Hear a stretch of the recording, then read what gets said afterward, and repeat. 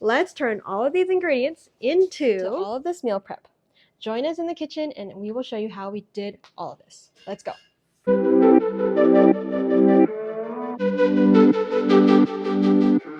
Since we're doing meal preps, of course, there's going to be lots and lots of chopping to do, so let's just get that going. The first step is, of course, wash all of our vegetables and fruits and anything that we need for our recipes. We are starting rather late. It's about over like 10 something. It's 10:15 almost, and we have a whole bunch of food to make. I have a list here. Let's see how much we can make in a specific amount of time, and I'll let you know.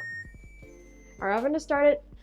Let's go. I am going to separate some tasks here. So I have a little corner here with Mercy and Isaiah. Isaiah and Mercy are going to be working on some baked oatmeal and some breakfast cookies while I chop up some vegetables for all sorts of other stuff in the background. So I gave them the recipe here, which I have also linked, of course, or written in the description, so you can make them yourself as well. So let me hand this over to them and I will guide them along the way if they need help, but majority of the time they're really, really good with it. Isaiah changed his mind. He doesn't want to bake with his sister. He just wants to chop vegetables with me. So he's going to help me chop up some vegetables. We're going to get a whole bunch of vegetables prepped so we can just put everything together at the end. So in here, Isaiah, I need you to chop cauliflower, okay? Cauliflower, I remember. And chop them in small pieces and you're going to put it in here. We are making a mac and cheese. We're going to make a creamy cheese sauce out of some butternut squash. We just bought it frozen. You can definitely use fresh if you want to, but I honestly really don't like cutting butternut squash and peeling it and all sorts of stuff. So we're just going to use some frozen. I have 2 packs. This is a 10-ounce bag along with Isaiah's cauliflower. We may need 1 more head of cauliflower, okay? Put that in there. To make it extra creamy, we're going to use some cashews. This is, you can definitely buy like just raw, which is preferred. Like if you have raw, unsalted, unroasted cashews, use that by all means, but I just have roasted cashews because they're on sale. So I got a big bag. We're just going to use that and put it in here. We're going to use about 2 cups of cashews.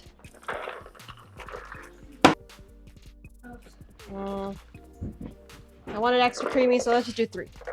Don't be fooled by Isaiah's age. He's actually a really great cook and he handles his knife very well. On the other hand, Mercy as well is a very great cook and she is making baked oatmeal. Today's baked oatmeal is going to be a apple pie baked oatmeal. We're just using some applesauce here. Add your oats, add your seasonings, add your liquid ingredients such as coconut milk and any kind of plant milk that you want, and some water. These baked oatmeals have really been a great addition to our breakfast rotation just because it is so easy to make and it feeds the family really, really well. Like they will get full for a longer period of time and you can add any fixings you want, any fruit, anything like that. Put it in a 9x9. We're going to bake it at about 350, 375 for about 45 minutes or so. Next, we wanted to prep some vegetables. We just chop some vegetables and put them in a Ziploc. Get some seasonings in there, Isaiah. Italian, smoked paprika. It's all here. All right there? All of these seasonings? Yeah, just put some in. We do a lot of roasted vegetables, so this comes in really, really handy. We pre-season them, pre-chop them, and when they are ready to go, or when we are ready, we just put them in a baking sheet and bake it up. It's clove. Oh. Once they're all seasoned with seasonings, oil, and salt, we just shake it up and store in the fridge for later. Our mac and cheese sauce is nice and bubbly, and now Grace is working on some enchilada sauce. I've discovered how to make this very recently. All you have to do is toast some seasonings such as cumin, oregano, Italian seasonings, whatever seasonings that you want really. I have a little bit of a recipe down below. You're going to add some tomato paste, some salt, add some water, and cook it until your desired consistency, whether it be a thicker enchilada sauce or a thinner. You just add some more water if you want a thinner enchilada sauce. So easy. As you may know, if we're cooking for a large family, there's a lot of moving parts here. So a lot is happening. Israel is fixing our drawers. I'm here making a vegetable gratin. We're just seasoning our chopped vegetables here, our broccoli, cauliflower, potatoes. You can use whatever vegetables. We're gonna mix this up and get it ready for the gratin sauce later. An apple a day really does keep the doctor away. This is our mac and cheese sauce. I have a pot here boiling for the elbow macaroni, which I'm gonna salt very liberally. It should taste like the sea because you want to make sure that you're flavoring that pasta, or your pasta will be nice. Not nice. It'll be really, really not nice. It'll be really bland. Even as much salt that you put into like the sauce, it's just not going to be good. So make sure that you salt your pasta water. And then this is the pot of cauliflower, cashews, and butternut squash that we have just boiled up, and we're going to also add some salt to this. So I'm going to put about 2 teaspoons worth, and we can always adjust later. For some umami, you can add some garlic powder. I'm just going to add some onion powder. This is quite a bit of sauce, so I'll probably do like 2 tablespoons worth, maybe 3. You can also boil up some onions if you like in here. I'm just going to omit it, and then I'm going to add some nutritional yeast for that cheesy, delicious flavor. Are you eating, woman, or are you making food? Look at her snack plate. She has some bananas. She now has some crackers as she is making breakfast cookies. Mercy is a huge snacker just like her mama. All right, now I am just going to add, I'd say about 1/4 cup or so, maybe 1/2 cup, because we want to make sure that it is nice and cheesy. You can always adjust, of course. We're going to make sure that the macaroni is not overcooked, so I'm boiling it for about 3 minutes, and that's it, because we're going to make this as a meal prep. When you bake it and warm it up, it's going to cook even more. And it's so small, like the macaronis are so small that it just cooks so fast. So it's about almost time now. For the sauce, I ended up using 6 teaspoons of salt in here. It is a lot of sauce, so I used 6 teaspoons. It is nice and creamy, as you can see. You can see how creamy it is. And now we're just going to drain the pasta, and then we're going to mix the sauce together. Now that I come back with the drained pasta, it looks like we're actually going to probably be able to use only half of this sauce in all of this pasta, and then we can probably save this for another macaroni, or I can just boil up another big box of elbow. We'll see. You can make the sauce as creamy as you want, use as much sauce as you want as well. Also, you can definitely make a batch of this, freeze it for later too. Now that the mac and cheese is ready, we're just going to transfer it into a baking sheet or baking dish like this, and then we will just cover it up, and when it's ready to eat, we're just going to warm it up in the oven, and it'll be nice and done. Perfect. That's enough. You can try some.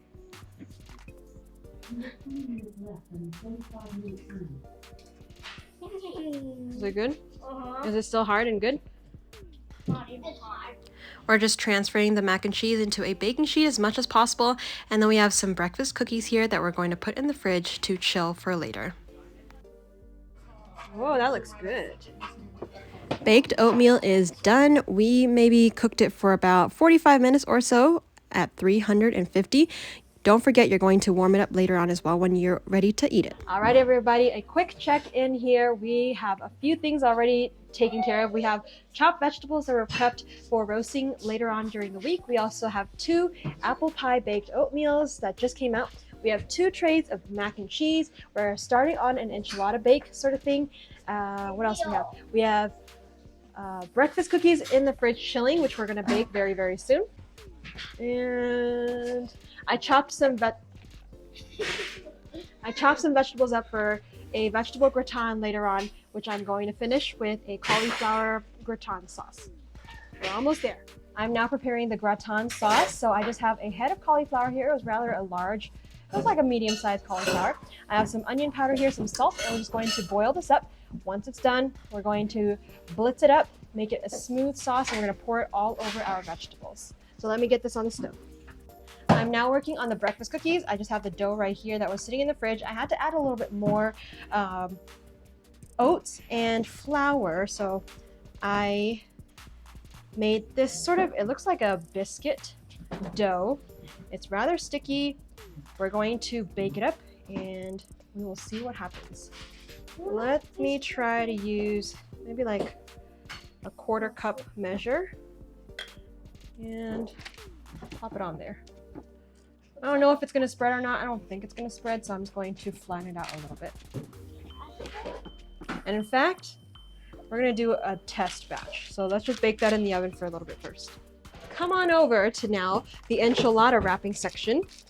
So I was thinking we can sort of just layer the sauce and the beans and tortilla shells, flour tortillas on a baking sheet. We have a homemade sauce type thing right here and we're going to layer it. So let's get that started. I was thinking we can go like this. I thought we were just gonna cut it in strips and then. Good. And then like this. Then put some beans and then the sauce and then go again. Yeah. Just to mention, we're using a mixture of some cannellini beans. We've got pinto and black beans. You can use any type of beans. We may need a little bit more, it looks like. So if we need to, we'll just go and drain some more. And more snacking. This recipe is actually also very easy. You can put any vegetables you want. You can actually also maybe use a sort of vegan cheese or just make another cheese sauce out of cauliflower and cashews and layer it on in here as well. Already a whole tray is done and this is nice and prepped. It is ready to go. So all we're gonna do now is just cover this and then put it in the fridge. When we're ready to bake it, we'll just bake it at 375 for about 45 minutes or so. But just to let you know, it's gonna be tomorrow. No. Yeah. That looks like a biscuit. This cookie kind of looks like a biscuit. Maybe I just made breakfast biscuits. That'll be even better. This cookie is like a sort of like a scone or a biscuit. We just open it up. You can see that it's kind of thick like that. So maybe it's like a breakfast scone. That's okay. And let's just open it up. Can you see that? Nice and fluffy. Got oats, chocolate chips. You can put anything you want. Smells good. Smells like bananas and chocolate. You know how it's not a cookie? Oh, It'll still taste like it, just it's a biscuit. it's got nuts in it. It's nice and crunchy. Not bad at all. Let me just get the rest of them baked. And we're gonna call it a breakfast scone. Now, most of the time when we cook or bake, we don't really measure a lot. I only measure because I like to share these recipes with you so you can make it at home, but really we don't measure. And so these cookies, yes, it did turn out into a scone, but that is okay. It is still edible. It is still delicious.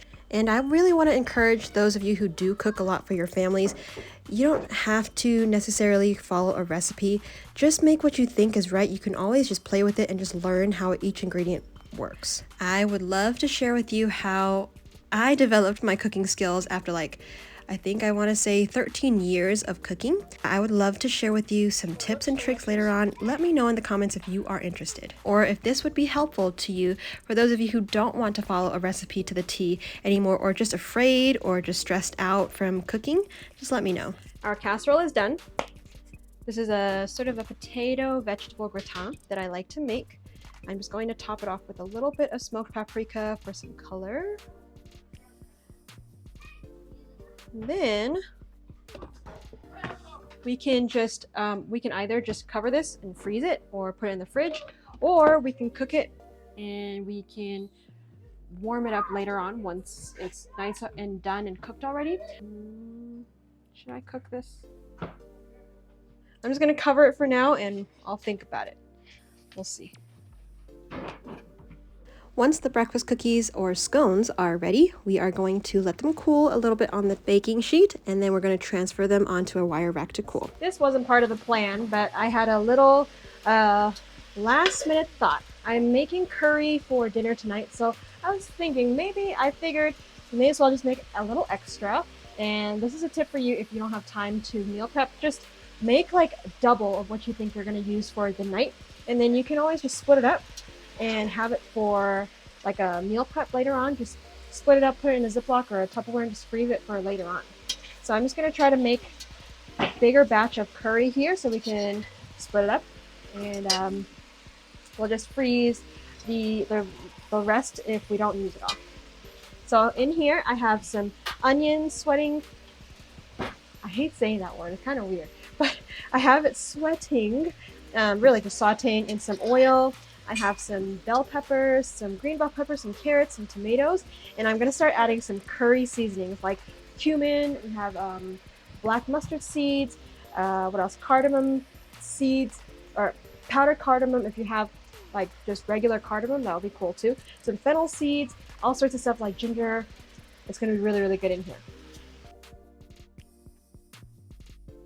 We are going to chop up some collard greens and Swiss chard.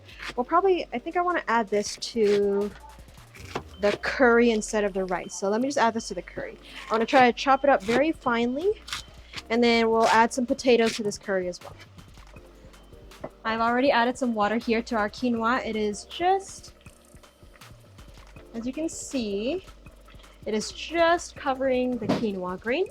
And then we're going to just boil it for about 5 minutes or so, and then cover it and steam it for 20 minutes. And you can see this vegetables. This is for our curry.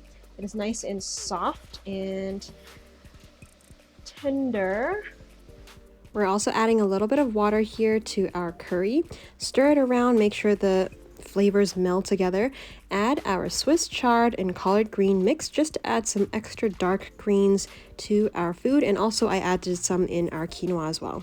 I'm also going to do a very quick last minute potato prep here. So we're just going to put this in a Ziploc as we are cooking our curry and putting the potatoes in our curry as well. We are multitasking.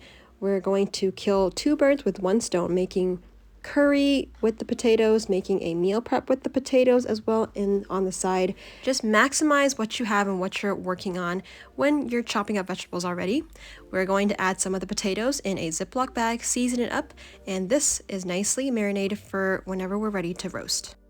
At this point in time, pretty much all of our meal preps are ready. We have breakfasts, lunches, dinners, lots of stuff. We have been meal prepping a lot, and it's really helped us a lot throughout the week. Alrighty. This is the end of it. We got it done. Right now it is almost 1:30 roughly.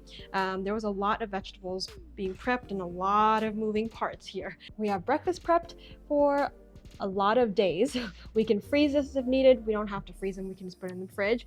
We have some lunches made like mac and cheeses. We have some dinners as well. And we are very grateful that we had all of our kids help. And yeah. Only 2 kids. No, we had kids help. I hope you guys enjoyed spending time with us. If you are new here, we would love for you to subscribe and join the community, and we will see you on the next video. Bye, everybody. What are you eating? I saw you.